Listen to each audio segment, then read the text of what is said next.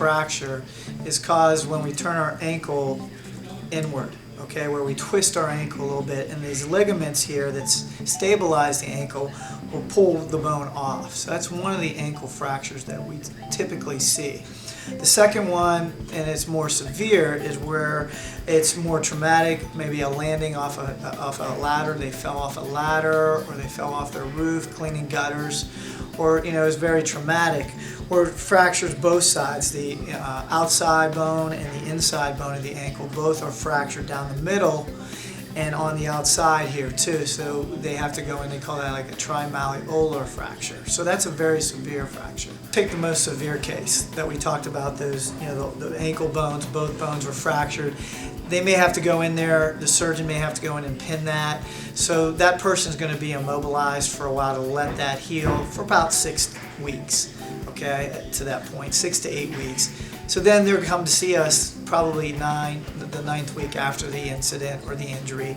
And then we got to really start thinking about range of motion, getting that back, because they've had no weight on it. They've been in a cast or in a boot, not allowed to move it. So the most important things after a fracture is obviously try to get back the range of motion, the strength.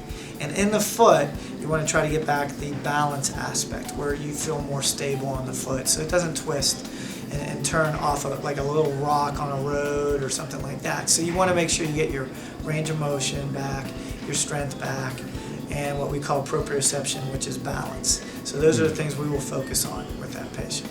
Really, with all our patients, what we try to do is we want to make them feel comfortable. At least in my estimation, I think the most important thing is that you want to gain their trust. So we want to be able to be that person they can tell if they have fears or if they're concerned about things. But we basically look at what their goals are. And most likely their goals are to return to the function that they had prior to the injury.